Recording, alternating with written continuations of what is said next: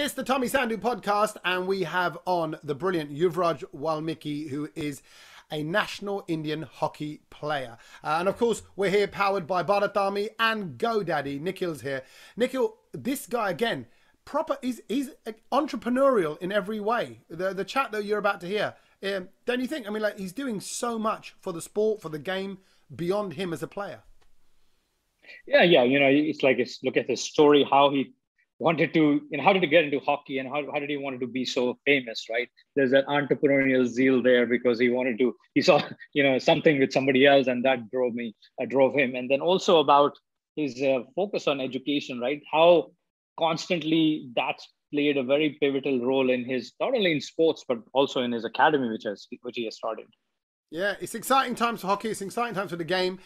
So it's a real treat to have this one on. This is not only for anyone who's a fan of hockey. Of course, you're going to love the chat, and you're going to hear him talk about how his European training affects his kind of Indian playing, and how his then approach to the game when he went back to India, and that whole kind of layering up your skills, really, which I can relate with even from a TV level, having worked for the BBC or ITV or Channel 4, and then working with your colours and your Zs, and you kind of have this international approach to your game. I think I can relate with what he's saying, even though it's very different in terms of what he's applying his knowledge and experience to. But this is a great chat, and also fans of Team India sport. India's in a great place right now. Hockey's in a great place. So it's great that we get to speak to this man. Here is Yuvraj Walmiki on the Tommy Sandhu Podcast with GoDaddy and Bharat. Oh, Yuvraj, yeah. Welcome. I'll be honest, I was expecting to see some Siana Banda stroke almost getting into Buddha stage, because you've achieved too much for a young man, Yuvraj. I'm thinking, oh, he's played in Germany for 8 years. He's won all these awards. He won the Asian Champions Trophy back in 2011. I'm like, okay, please welcome 65-year-old Yuvraj. But actually, you've crammed in a lot. You've crammed in a lot, haven't you? You've squeezed a lot into your career. I think I always say the results are the byproducts of all the hard work of years and years now. So back in 1999, I was a tiny puny boy, 6th standard. I was studying and 10 years old. Never thought I wanted to become a hockey player, or never planned to do so. It happened at 1997. There was this song trending, "I'm a Barbie girl in my Barbie world." So me and my classmate, Boone D'Souza, his name was Boone D'Souza. So we both were competing, we were, actually doing a rehearsal, and we were supposed to perform on the annual day of school competition. So, and one fine day, he had a newspaper, small cutting, he had a very small passport size picture, and he comes to the classroom and he starts telling the people over there and said, "Yuvi, my picture has come in the newspaper." I said, okay, at the age of 10, I said, even I want to see my picture in the newspaper. So I think that's the only reason I wanted to play hockey, was to have my picture in the newspaper. But then, I think a lot more to come in the coming times. And I always have that one belief that there's always a room for improvement, and that hunger is still there to achieve more and more, which I can. And so did you get your picture in the paper? I think only a few times since then, probably. 2,500 paper cuttings till date. Easy. Wow.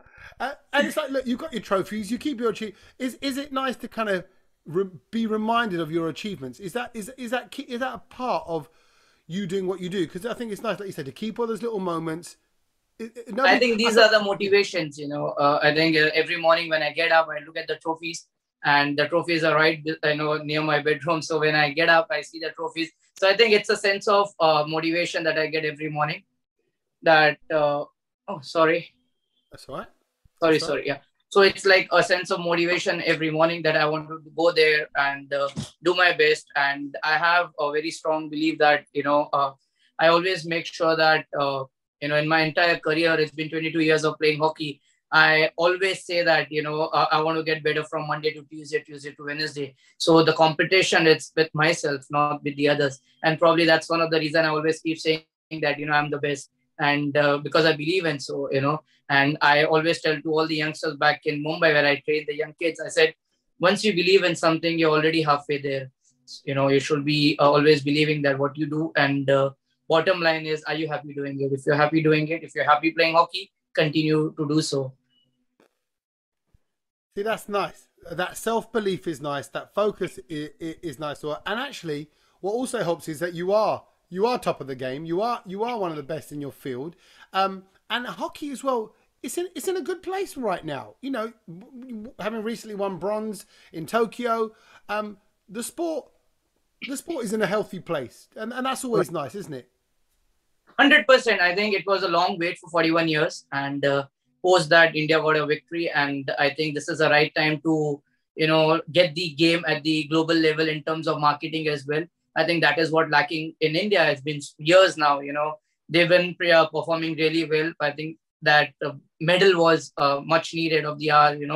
And post Olympics, if you see in terms of money, in terms of marketing, in terms of the young kids taking up hockey as a game, it was the long lost glory of back in India. So I think it's getting back now. Even when I visit the schools here, the young kids, they just want to have play hockey.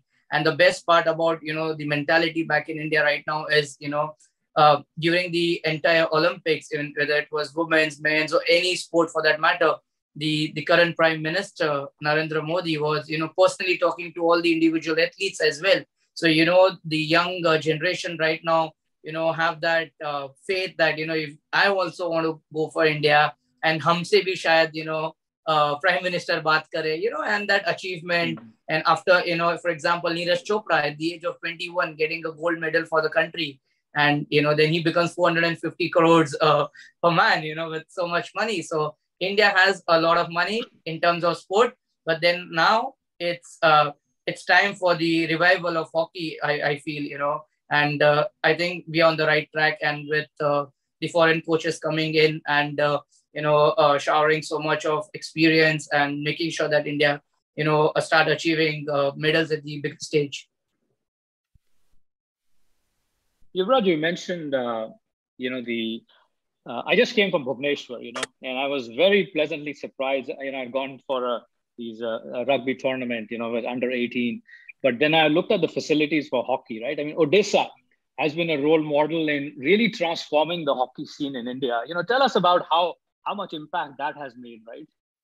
I think after Sahara, as a sponsor, title sponsor, left hockey, I think a state like Odisha coming forward and helping hockey federation, whenever you see an Indian jersey, you see Odisha, a state sponsoring a country, it itself is a bigger thing. And over a period, I think for past 4-5 years, Odisha has become the hub of hockey, where all the international tournaments have been taking place. Recently Junior World Cup, and then when we go to FIH page and you see all the comments from all the countries, Germany, Holland, everyone, and they write so good about the facilities which they get in India in terms of hotels, transport, ground. So I think it's in a good hand, and probably I think that's one man to be complimented, which we failed to do so, is the Chief Minister of Odisha, that is Naveen Patnaik. He's been doing tremendously for hockey. Recently, during the Parliament session, he sanctioned around 600 crores for all sports, So I think it's it's a lesson to all the sport, all the states, to follow Odisha and makes, sports a compulsory, subject in terms of creating. Then when you have a state like Odisha, who's quite rural or backward, you can say, and not that educated, unlike cities like Mumbai, Delhi, Bangalore. But then, when you see that, probably if we all start following Odisha, we might see more champions coming from India and representing, at the bigger level. And Tommy, if you may know, Odisha is the largest tribal university in the world, 30,000. So KIIT, that's where all the sports action is happening. Thank you, Yuvraj, for sharing. So there's some fit people in Odessa. That's where to go for all the people that are in shape and stuff. It's all healthy bars and healthy snacks, all that being consumed. The amount of protein being consumed in Odessa, you can say, look, it's disproportionate to the rest of India. But how do you measure? Because you're an athlete, you're competitive, you want to win, that's why you have the trophies, that's why you have that mindset. Is it annoying a little bit, like, man, now the game's in this glorious spot, now hockey's being, like you say, being revived, it is the national sport, it is now taking steps towards back, taking that national status and stage, I suppose. But for you, is it like, man, I'd love to be 15 again now, or 12 years old entering the sport? Because for those kids, this is the exciting times, because, you know, what we're going to see. Are we going to see the champions really coming through in the next few years? Of course, with the current Indian squad, which they won bronze in the Tokyo, I played with almost 14, 15 players, you know, and that hunger of playing for country will never die. I think that's the mentality of every athlete. And the best part is, in a post, Olympics, I thought I won't be taking, you know, practically 15 or 12, but I can produce a lot more players from Mumbai. And so that, you know, if they train under me or I share my experience with them, probably I can see many more Yuvraj and Devendra Walmiki, or probably better players than me, who goes and represent India. I think that's the way forward. And I feel every athlete should do so, you know, give back to the sport, which has given so much to us. So in that way, I started my own hockey academy. It's called CTC. It's called Champions Training Center, where I take care of 35 kids right now. So our aim is to have in 2032 Olympics, probably few players from my academy going and competing at the international level. So I think that's the way forward. Yeah. Talking about academy, Yuvraj, I had a question on foreign coaches. There's always a debate, not only in hockey, but other sports, right? Foreign coach versus, our homegrown. Yeah. What's your take on that? I will say definitely I will go with foreign coaches, because with the mindset, with the upgradation of new techniques, technically wise as well. Because I still remember in 2010, it was my first year when I played in the Bundesliga, in the German Hockey League. And the coach was telling me as a striker, Yuvraj, you need to retackle, you have to come back. And I looked at him and I said, Coach, back in India, no one told me. Always, there was this mindset called, Yuvraj, you're a striker, you only need to score goals. But then, and I was like 21, 22 years old that time. And I said, Coach, I don't have to retackle. The defenders will do all the tackling. I will just score. So I think in terms of mentality, in terms of training, infrastructure, they are way ahead of us. And probably they bring a lot more changes to the Indian sport as well. And you see the results, in terms Neeraj Chopra coach, you have a foreign coach. In, only cricket now recently they have, but before that, where India won the World Cup, you had Gary Kirsten. So, in all sports, people do, are too dependent on the foreign coaches. But then now, like in Hockey India, they have started a program to educate the coaches. So I think this is the right time to all the coaches to adapt the new system. And I think to sum it up all, I will say first, all the coaches and the players need to be educated. That is very, very important. And then you can have a change in the sporting area. Because when I was playing for country for 8 years, I still remember when we had foreign coaches, right, from Roland Tolzman, Michael Knopf to Terry Walsh. We had to sit for a meeting. The meeting was 30 minutes, but we had to sit for an hour, because you have a translation for, the guys who don't understand English. So, the communication gap between a coach and a player is huge. So they always mediate to, translate. So this is the reason I always keep telling all the youngsters, you play hockey, that's fine. But at the same time, you need to get educated. You need to go to school. You need to go to college. Education will take you way ahead in terms of sport and probably make you much more smarter player. So, yeah, I mean, foreign coaches do play a very crucial role in shaping up the Indian sport. But then also with time, Indian coaches also has to understand one thing. If they can get coaches from outside, why don't we develop as a coach and take over as the, charge for the coaches? And what's your, talking about education, and what's your German like now then? Are you fluent? I only say Ich spreche kein Deutsch. I can't speak German. And that means I don't speak any Deutsch. I don't speak any German. Yeah, and only counting, because I had to count euros. So. Well, that's all right. Counting money, you can do that. You can do that in Hindi as well. But what about because obviously you lived there for years, and were you there? Were you in Germany with your brother? Because your brother Devinder, he plays as well, right? So with my brother as well. So 8 years I was there. 2 years with my brother Devinder. But initially, first 2 years, I actually used to go to English, German school, and I only wanted to have like a basic sense of to talk, because first 4 years I was in a city called Frankenthal, which was not that English based. The people would hardly understand English. But after that, the last 4 years, I was in Hamburg, which was quite easy for me because a lot of people, speak English there. So was okay with me. But I do understand, in hockey terms, coaches were very impressed with me because hockey language is a universal language. So you will understand what they mean. But thoda thoda, I could understand the German as well. So How nice does it feel, and how nice must it feel to go to a foreign land as a youngster, again with your brother? There you are training in India, training with whatever facilities and stuff you have. Here you are at a place in Europe. Germans as well. We know what the German mindset is like to sport. It's clinical, it's disciplined, it's structured, and for you to hold your own there, does that bring back a bit of pride straight away for India and Mumbai and what you represent? Because all of a sudden you're doing your thing on a global scale. yeah, yeah, absolutely. It was way too much. That feeling of being proud Indian, that I go to a land of Europeans and go there and play. And initially, first 3 years I was the highest scorer of the Bundesliga, to stand there with the Germans and being crowned as a goal scorer.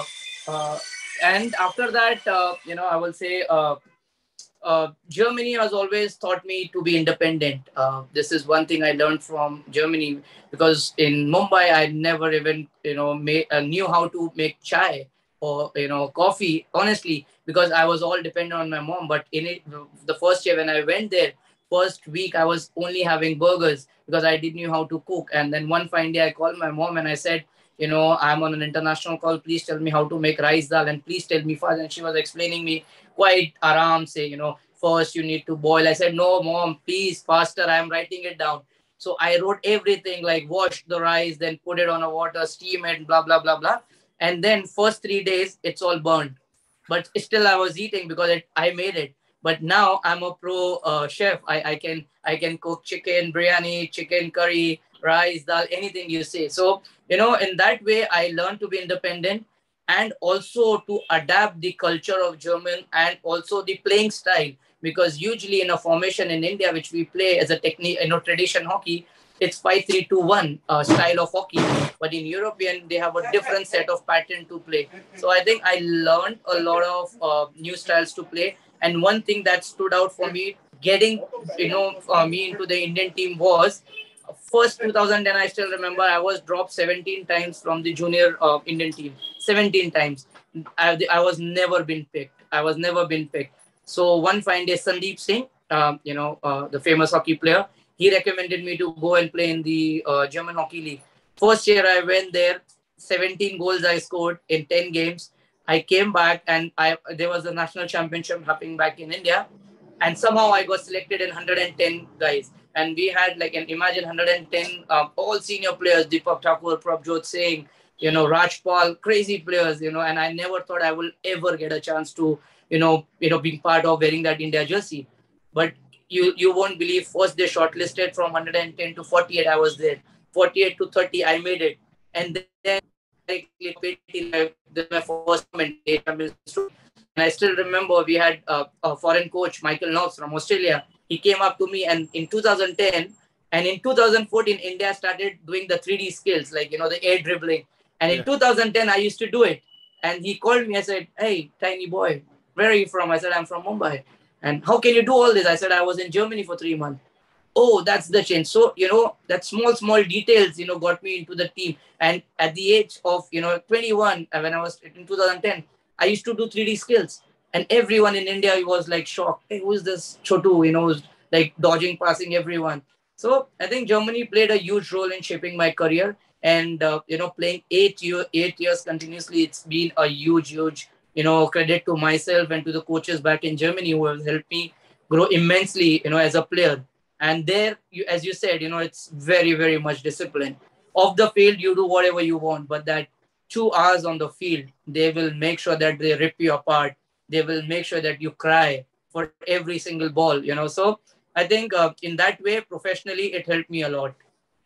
Yeah. Shifting subjects a bit, Tommy, I wanted to ask you, Raj, on, a lot of players, once they kind of come to the end of the career, right?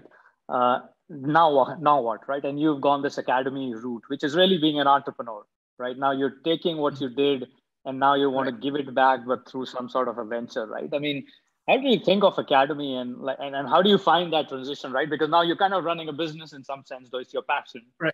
A very different kind of play field there. Again, I will say education.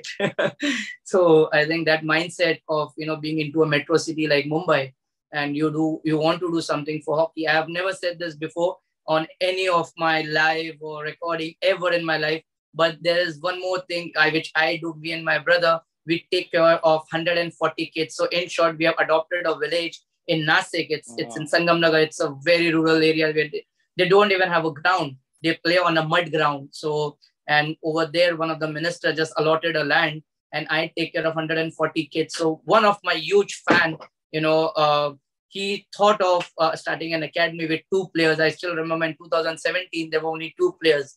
And now it grew up to 140. So out of that, 35 girls. And what we do is, so with Germany and when my brother plays in Holland, in Dutch league, in Wassenaar, we have made a contract with all the clubs there that, we won't charge, we won't take money. But what we can do is, we keep a bin, a huge bin, and we write over there, whatever used hockey sticks, shoes, shin guards, clothes.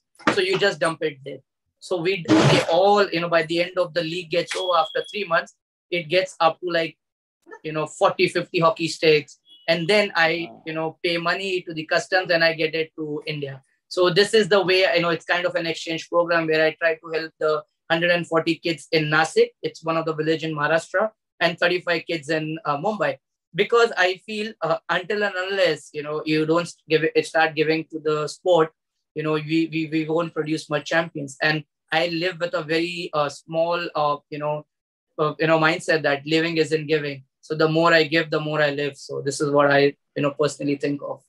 Good on you, man. And it's nice that you have that mindset, because I think a lot of the time it goes quite typically with athletes, people who want to win, that you end up being quite solitary.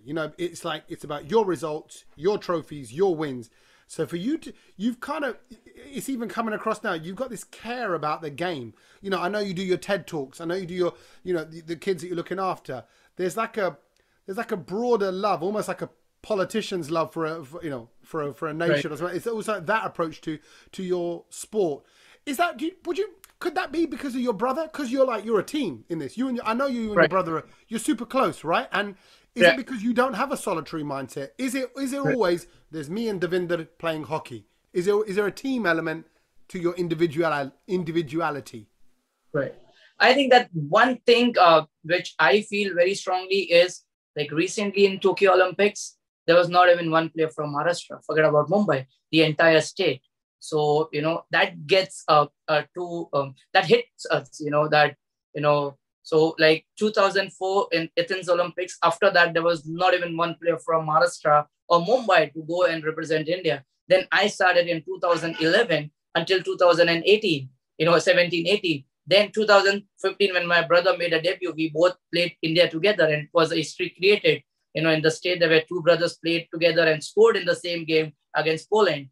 And then from there on, he went on to play the 2016 Rio Olympics. So probably when we sit home, we have a lot more hockey topics to talk about. And then after that, my 2 cousins started playing. Out of that one, Yuvraj Walmiki, he also played for India. And then when we look at the broader picture, a bigger picture where we see there's no players from Maharashtra who is in the camp also. Forget about playing for country. They're not in the core group of, Indian campus. So that hits us, and, that makes us believe that why don't we give back? And why don't we train kids in our way? Because back in India, still a lot of coaches have the old mentality school training method. And we been trained under the Germans, Holland, Australians, you name it, we have it. It's like that. Why don't we collect all the information and pass on to the young generation? So that when they, like, for example, when I went to the Indian camp, for me, it was so much new because no one guided me. But now if I send a player to the national camp, he know for a fact that, okay, I have to do this. This is my fitness level. This is a test I have to complete. This is my fitness genre. So a player is ready. All he needs to do is go there and perform. So I think that one thing which strikes us to do better is to see more players from Maharashtra or Mumbai go and representing the country. So this is what I think. I think it's awesome. I think absolutely awesome. Again, it's your approach. It's education again, and learning about what that player is going to expect when they get there. And I tell you what, I'm relating to my mind right now. Oh, why isn't there more Asian players of South Asian origin in the Premier League and things like that? And I think a lot of the time we don't know. Parents don't know what's involved in the coaching when they go to Chelsea, Arsenal, Tottenham. Kids that are indigenous from this country or whose parents and grandparents all feel very British. They know. And like you say, you now know European leagues. You now know how they work, and you can get people into there, and you can educate them what to expect when they are there. Talking about how things are changing, though, you said about your understanding of the game and your approach to it. Just want to touch upon the women's game, because the women's game has grown a lot as well, and it's so nice to see that investment and that backing.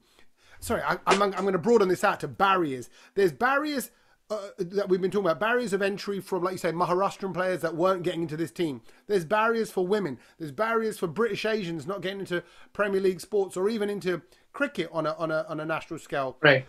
We all have these barriers, and I think you've got a brilliant approach where you just want to bring those down and get people in, and the women's game the success it's having is representative of that.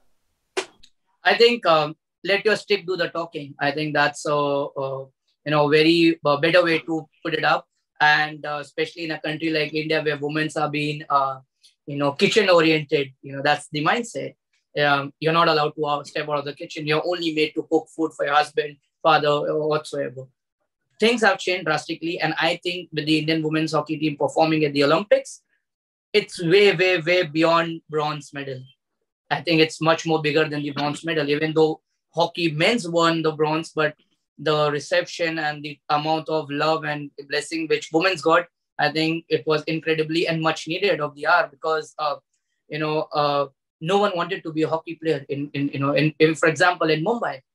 I can still say that there are not more than 100 or 120 girls playing hockey. But now when you see on the ground, there are 500 of them who picked up hockey sticks. So, things changes in India, and it's all about the approach.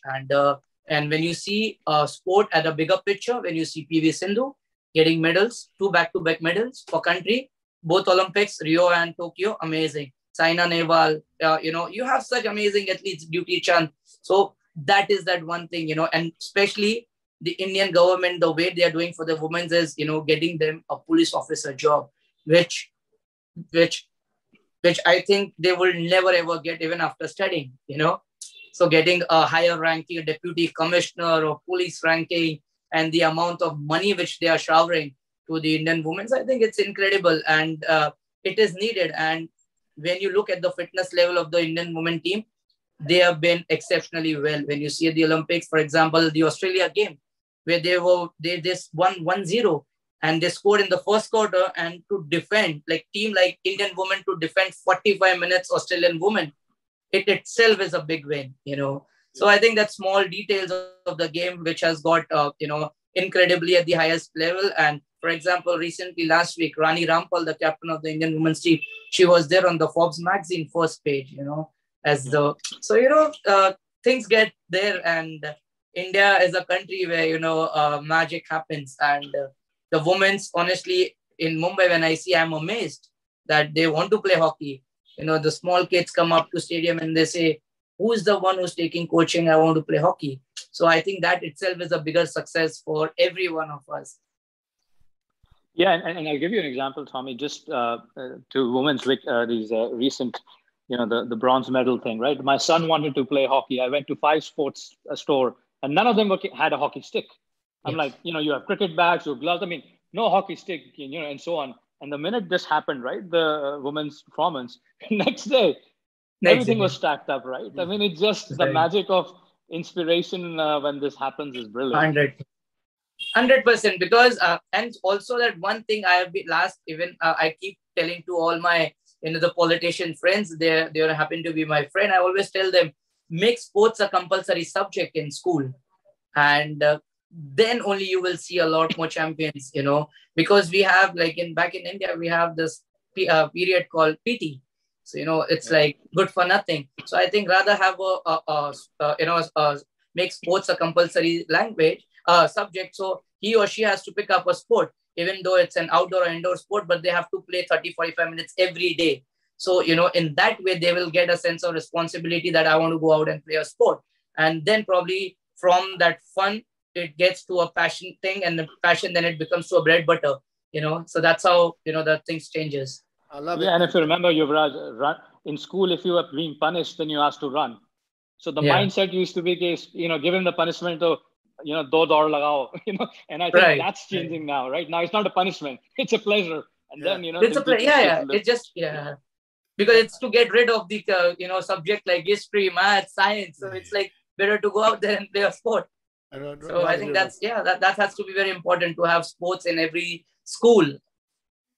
Great. No, you're right, and it feels so positive now. Yuvraj, listen, this has been great, and I feel like we're only kind of scratching the surface of change that's coming. I think there's more clearly that is going to come. And what's so nice about having you on at this stage is that I think you've opened my eyes to kind of the changes that are coming, the growth in the game, the investment in the game, the backing of the game at kind of top level as well, and across genders as well. So I don't know, I feel excited for the future. I feel excited for you and everything else that's happening. So thank you for making the time for us. Thank you. And keep doing what you're doing, man. It's a real pleasure. Nikhil, as always, real pleasure. Thank you, guys. Cheers, Thank you. Thank you so very much for having me. Thank you.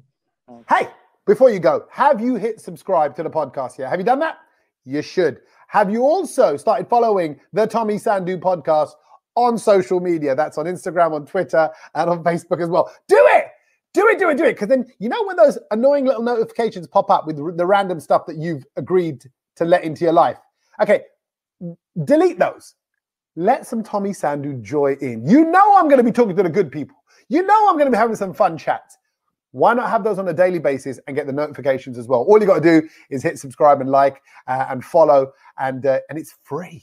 It's free. It's our favorite word. Asians love free. Say it.